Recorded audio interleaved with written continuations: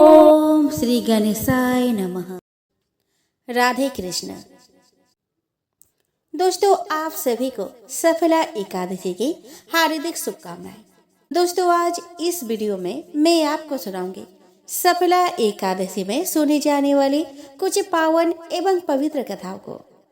दोस्तों, आज पौष मास के कृष्ण पक्ष की सफला एकादशी है और दिन है गुरुवार। जिस प्रकार एकादशी व्रत भगवान विष्णु को समर्पित है, ठीक उसी तरह बृहस्पतिवार भी भगवान विष्णु को समर्पित है। एकादशी और बृहस्पतिवार एक ही दिन पड़ने से आज का दिन बहुत ही खास हो गया है। इसीलिए दोस्तों, आज के वीडियो में आप एकादशी व्रत कथा के साथ साथ आप श्रवण करेंगे गुरुवार व्रत कथा की। तो चलिए दोस्तों, आज के वीडियो का शुरुआत करें। तो प्रेम से बोले भगवान लक्ष्मी नारायण की जय, बोलिए राधे कृष्ण की जय। दोस्तों, एक गांव था जिसमें एक सेठ अपने परिवार के साथ रहता था। सेठ का गांव और आसपास के शहर में बड़ा व्यापार था। सेठ जी का गणेश जी में बहुत विश्वास था, क्योंकि उनका मानना था कि उसके परिवार की हर खुशहाली के कारण वे ही थे। नियम अनुसार रोज वो नदी पर नहाने जाते और आकर गणेश जी की पूजा करते, उन्हें भोग लगाते और फिर स्वयं भोजन करते थे। यह बात सेठानी जी को अच्छी नहीं लगती थी। वह धार्मिक नहीं थी और ईश्वर में इतना विश्वास नहीं रखती थी। एक बार सेठानी जी ने सोचा कि यह इतना गणेश जी को मानते हैं, गणेश जी की पूजा करते हैं, इससे होता क्या है। आज तो देखती हूँ कि वो कैसे गणेश जी की पूजा करते हैं। अगले दिन जब सेठ जी नदी पर नहाने जाते हैं तो सेठानी जी गणेश जी की मूर्ति को उठाकर मूर्ति को कपड़े में ढककर बगीचे में जमीन में दबा देती है। जब सेठ जी नदी पर से नहाकर घर आते हैं और देखते हैं कि गणेश जी की मूर्ति तो मंदिर में नहीं है, तब वह सेठानी जी से पूछते हैं कि गणेश जी की मूर्ति मंदिर में नहीं है, कहाँ गई। तो सेठानी जी बोलती है कि मुझे मालूम नहीं। उस दिन मूर्ति को घर में बहुत ढूंढा जाता है, क्योंकि गणेश जी को भोग जो लगाना था। इसके बिना सेठ जी खाना नहीं खाते थे। सेठ जी बहुत उदास हो जाते हैं और गणेश जी से प्रार्थना करते हैं कि हे प्रभु, लगता है आप मुझसे नाराज हो गए हैं और कहीं चले गए हैं। अब जब तक आप वापस नहीं आते मैं खाना नहीं खाऊंगा। उस दिन पूरा निकल जाता है। सेठ की भक्ति में अनन्य श्रद्धा थी, इसीलिए उसी रात एक चमत्कार हुआ।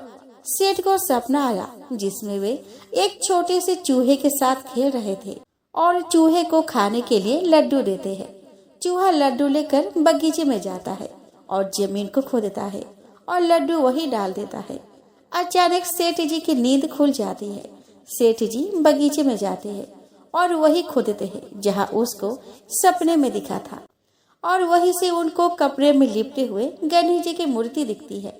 सेठ जी गणेश जी की मूर्ति की पूजा करके उनको वापस स्थान पर रखते हैं और सेठानी को सब बात बताते हैं। बात जानकर सेठानी जी को बहुत ही आश्चर्य होता है और अपनी गलती का एहसास होता है। वो सेठ जी को सारी बात बताती है और माफी मांगती है। अब सेठ और सेठानी दोनों गणेश जी की पूजा करते हैं। आइए दोस्तों, अब हम सब मिलकर सफला एकादशी की पावन व्रत कथा का श्रवण करें। तो दोस्तों, युधिष्ठिर ने पूछा कि स्वामी, पौष मास के कृष्ण पक्ष की जो एकादशी होती है उसका क्या नाम है, उसकी क्या विधि है तथा उसमें किस देवता की पूजा की जाती है, यह बताइए। भगवान श्री कृष्ण कहते हैं कि राजेंद्र, बड़ी बड़ी दक्षिणा वाले यज्ञ से भी मुझे उतना संतोष नहीं होता जितना एकादशी व्रत के अनुष्ठान से होता है। पौष मास के कृष्ण पक्ष में सफला नाम की एकादशी होती है। उस दिन विधि पूर्वक भगवान नारायण की पूजा करनी चाहिए।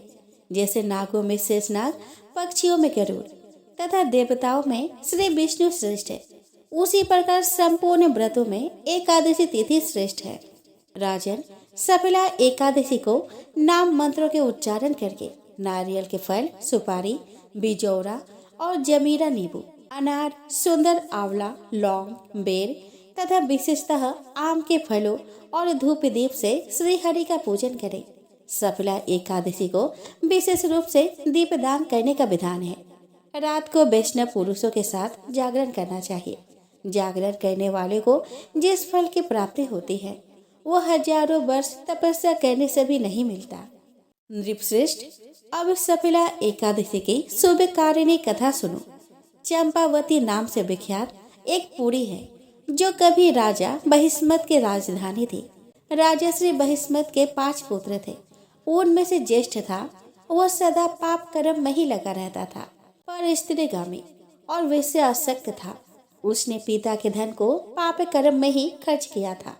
वह सदा दुराचार परायण तथा वैष्णवों और देवताओं की निंदा किया करता था। अपने पुत्र को ऐसा पापाचारी देखकर राजा बहिष्मत ने राजकुमारों में उसका नाम लुम्बक रख दिया। फिर पिता और भाइयों ने मिलकर उसे राज्य से बाहर निकाल दिया। लुम्बक गहन वन में चला गया। वही रहकर उसने प्रायः समूचे नगर का धन लूट लिया। एक दिन जब वह रात में चोरी करने के लिए नगर में आया तो सिपाहियों ने उसे पकड़ लिया, किंतु जब उसने अपने को राजा बहिष्मत का पुत्र बतलाया तो सिपाहियों ने उसे छोड़ दिया। फिर वह वन में लौट आया और मांस और वृक्षों के फल खाकर जीवन निर्वाह करने लगा। उस दुष्ट का विश्राम स्थान एक पीपल वृक्ष था जो बहुत वर्षों पुराना था। उस वन में वह वृक्ष एक महान देवता माना जाता था। पाप बुद्धि लुम्बक वही निवास करता था। एक दिन किसी संचित पुण्य के प्रभाव से उसके द्वारा एकादशी का व्रत पालन हो गया। पौष मास में कृष्ण पक्ष के 10वें के दिन पापिष्ट लुम्बक ने वृक्षों के फल खाए और वस्त्रहीन होने के कारण रात भर जाने का कष्ट भोगा। उस समय ना तो उसे नींद आई और ना आराम ही मिला। वह निष्प्राण सा हो रहा था।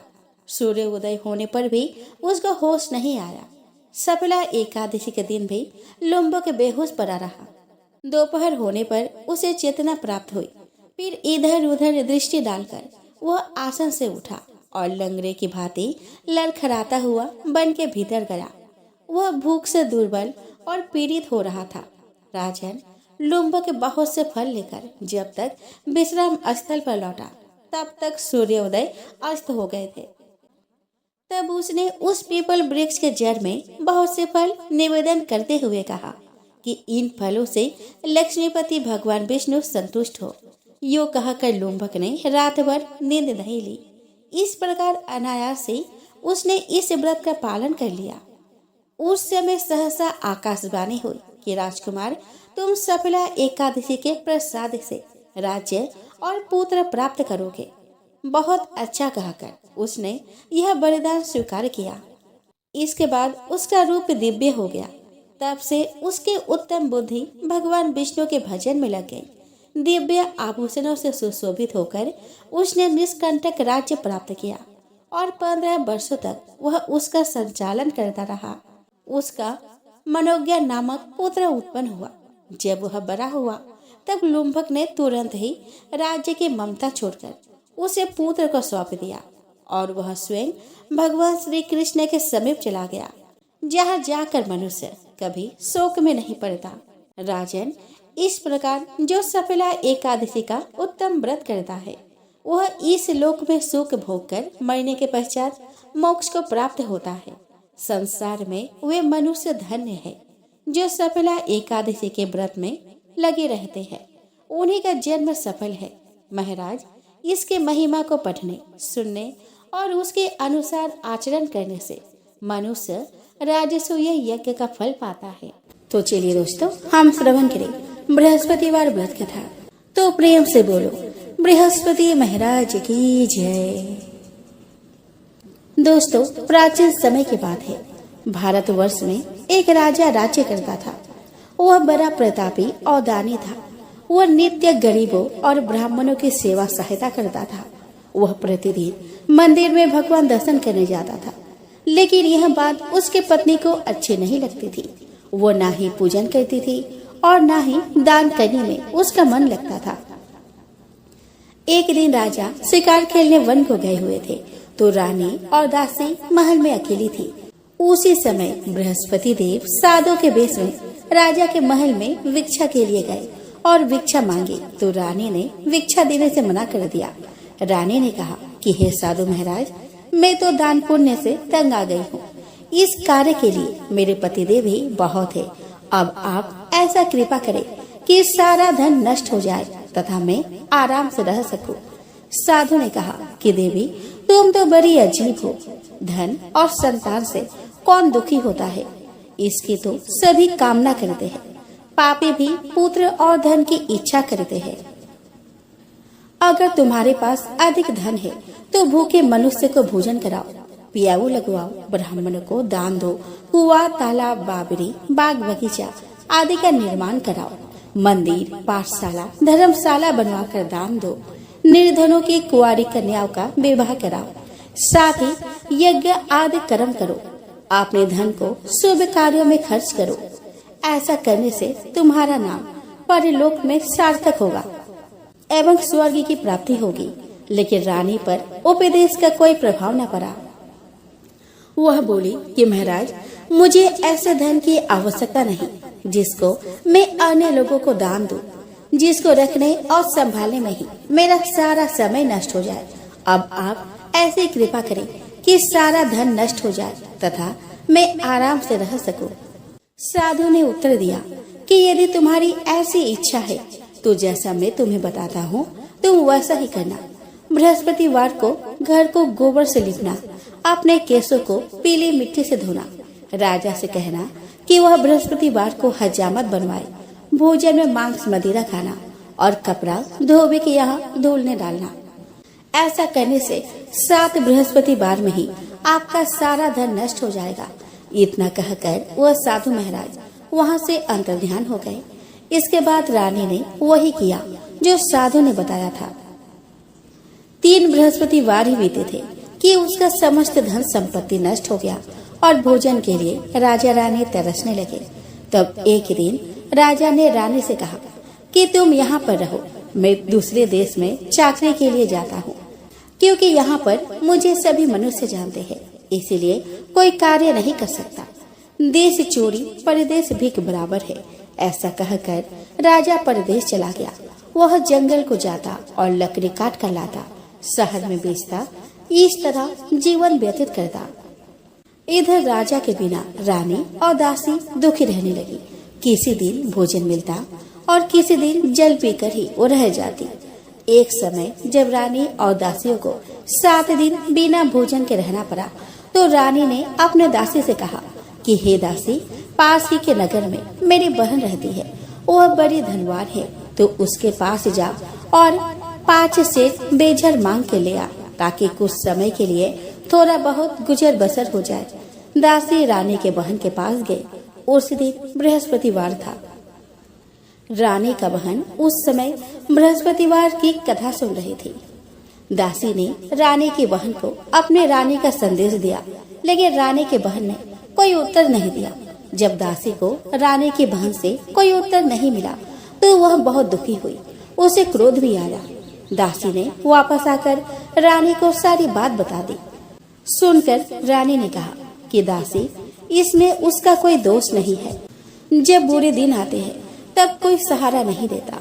अच्छे बुरे का पता विपत्ति में ही लगता है। जो ईश्वर की इच्छा होगी वही होगा। यह सब हमारे भाग्य का दोष है। यह सब कहकर रानी ने अपने भाग्य को कोसा। उधर रानी की बहन ने सोचा कि मेरी बहन की दासी आई थी, लेकिन मैं उससे नहीं बोली, इससे वह बहुत दुखी हुई होगी। कथा सुनकर और पूजा समाप्त कर वह अपने बहन के घर गई और कहने लगी कि हे बहन, मैं बृहस्पतिवार का व्रत कर रही थी, तुम्हारी दासी गई, लेकिन जब तक कथा होती है तब तक ना उठते हैं और ना ही बोलते हैं, इसलिए मैं नहीं बोली। कहो, दासी क्यों गई थी? रानी बोली कि बहन, हमारे घर अनाज नहीं था। ऐसा कहते कहते रानी की आंखें भर आई। उसने दासिया समेत 7 दिन तक भूखा रहने के बाद भी अपने बहन को बता दी। इसीलिए मैंने दासी को तुम्हारे पास 5 सेर बेजल लेने के लिए भेजा था। रानी की बहन बोली कि बहन देखो, बृहस्पति देव सबकी मनोकामना पूर्ण करते हैं। देखो, शायद तुम्हारे घर में अनाज रखा हो।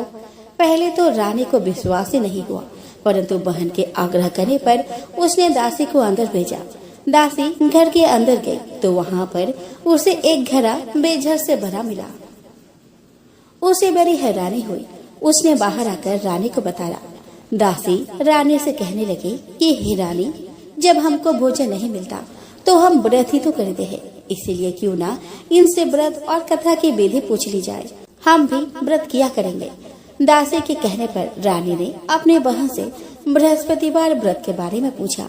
उसके बहन ने बताया कि बृहस्पतिवार के व्रत में चने की दाल, गुड़ और मुनक्का से विष्णु भगवान का और केले के वृक्ष के जड़ में पूजन करे और दीपक जलाए और कथा सुने। उस दिन एक ही समय भोजन करे। भोजन में पीले खाद्य पदार्थ का सेवन जरूर करे। इससे गुरु भगवान प्रसन्न होते हैं, अन्य पुत्र और धन का वरदान देते हैं, साथ ही सभी मनोकामनाएं पूर्ण करते हैं। व्रत और पूजन की विधि बताकर रानी की बहन अपने घर लौट आई। रानी और दासी दोनों ने निश्चय किया कि बृहस्पति देव भगवान के पूजन वो जरूर करेंगे। 7 रोज बाद जब बृहस्पतिवार आया तो उन्होंने व्रत रखा। गुड़ साल में जाकर चना और गुड़ बीन लाए और उसकी दाल से केले की जड़ तथा विष्णु भगवान का पूजन किया। अब पीला भोजन कहाँ से आए? दोनों बड़ी दुखी हुई, परंतु उन्होंने व्रत किया था, इसीलिए बृहस्पति देव भगवान प्रसन्न थे। एक साधारण व्यक्ति के रूप में वे 2 थालों में पीला भोजन लेकर आए और दासी को देकर बोले कि हे दासी, यह भोजन तुम्हारे और तुम्हारी रानी के लिए है, इसे तुम दोनों ग्रहण करना। दासी भोजन पाकर बहुत प्रसन्न हुई। उसने रानी से कहा कि चलो रानी जी भोजन कर लो, परंतु रानी को भोजन आने के बारे में कुछ भी पता न था, इसलिए उसने कहा कि जा तू ही भोजन कर ले, क्योंकि तू व्यर्थ में हमारी हंसी उड़ाती है।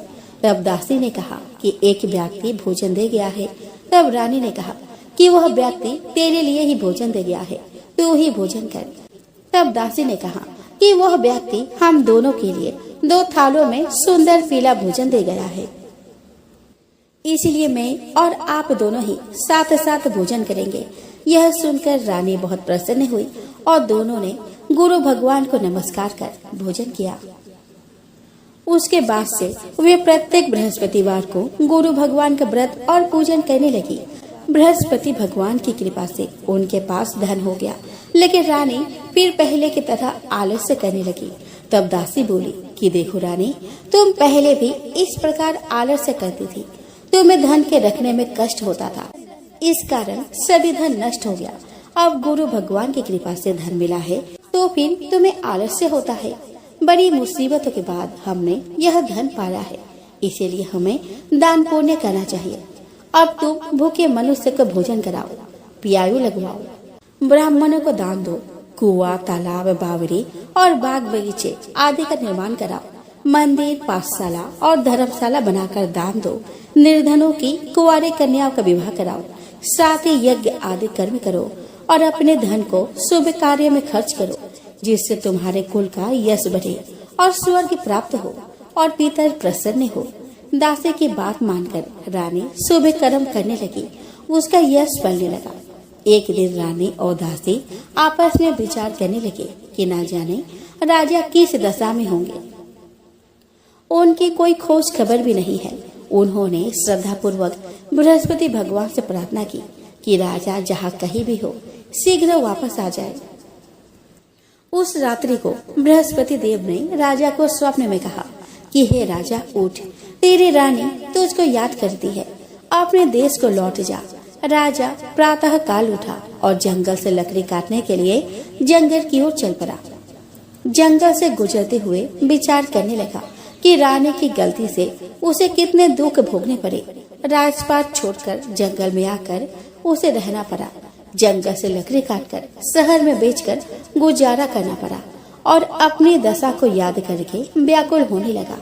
उसी समय राजा के पास बृहस्पति देव साधु के वेश में आकर बोले कि हे लक्कड़हारे, तुम इस सुनसान जंगल में किस चिंता में बैठे हो, मुझे बतलाओ। यह सुनकर राजा के नेत्रों में जल भर आया। साधु की वंदना कर राजा ने अपनी संपूर्ण कहानी सुना दी। महात्मा दयालु होते हैं वे राजा से बोले कि हे राजा, तुम्हारी पत्नी ने बृहस्पति देव के प्रति अपराध किया था, जिसके कारण तुम्हारी यह दशा हुई है। अब तुम चिंता मत करो, भगवान तुम्हें पहले से अधिक धन देंगे। देखो, तुम्हारी पत्नी ने बृहस्पतिवार का व्रत शुरू कर दिया है। अब तुम भी बृहस्पतिवार के व्रत में चने की दाल, गुड़ और मुनक्का से विष्णु भगवान का केले के वृक्ष के जड़ में पूजन करो और दीपक जलाकर कथा सुनो। उस दिन एक ही समय भोजन करना, लेकिन भोजन में पीले खाद्य पदार्थ का सेवन जरूर करना। भगवान तुम्हारी सब कामनाओं को पूर्ण करेंगे।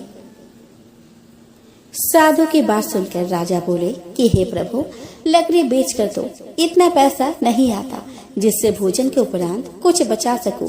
मैंने रात्रि में अपने रानी को व्याकुल देखा है।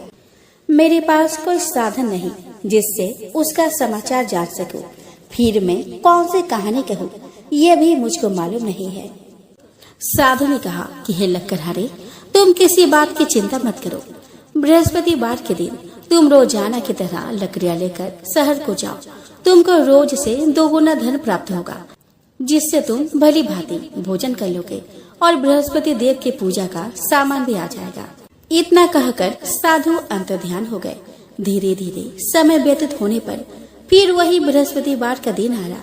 लक्कड़हारा जंगल से लकड़ी काटकर किसी शहर में बेचने गया। उसे उस दिन और दिन से अधिक पैसा मिला।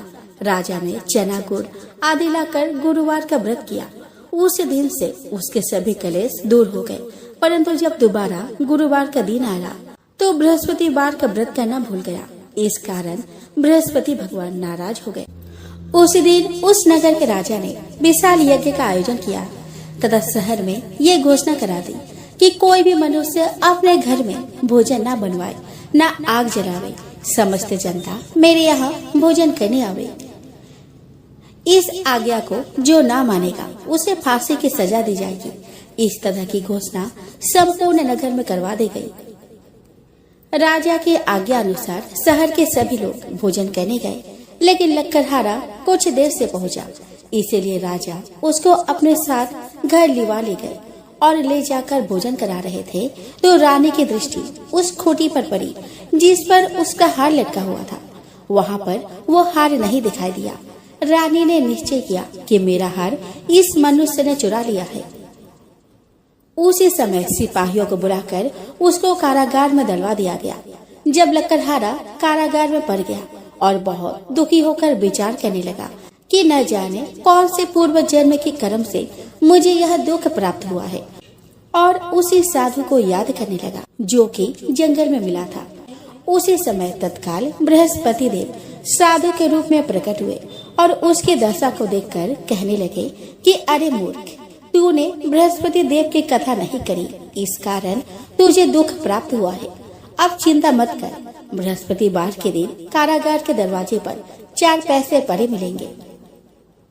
उनसे तू बृहस्पति देव की पूजा करना, तेरे सभी कष्ट दूर हो जाएंगे। बृहस्पतिवार के दिन उसे 4 पैसे मिले। लक्कड़हारे ने कथा कही। उसी रात्रि को बृहस्पति देव ने उस नगर के राजा को स्वप्न में कहा, हे राजा, तुमने जिस आदमी को कारागार में बंद कर दिया है वह निर्दोष है, वह राजा है, उसे छोड़ देना। रानी का हार उसी खूंटी पर लटका है। अगर तू ऐसा नहीं करेगा तो मैं तेरे राज्य को नष्ट कर दूंगा। इस तरह रात्रि के स्वप्न को देखकर राजा प्रातः काल उठा और खूंटी पर हारे देखकर लक्कड़हारे को बुलाकर क्षमा मांगी तथा लक्कड़हारे को योग्य सुंदर वस्त्र आभूषण देकर विदा कर दिया। बृहस्पति देव की आज्ञा अनुसार लक्कड़हारा अपने नगर को चल दिया। राजा जब अपने नगर के निकट पहुंचा तो उसे बड़ा आश्चर्य हुआ। नगर में पहले से अधिक बाग, तालाब, कुएं तथा बहुत सी धर्मशाला, मंदिर आदि बन गई है। राजा ने पूछा कि यह किसका बाग है और धर्मशाला है, तो नगर के सब लोग कहने लगे कि यह सब रानी और बांदी के है। तो राजा को आश्चर्य हुआ और गुस्सा भी आया।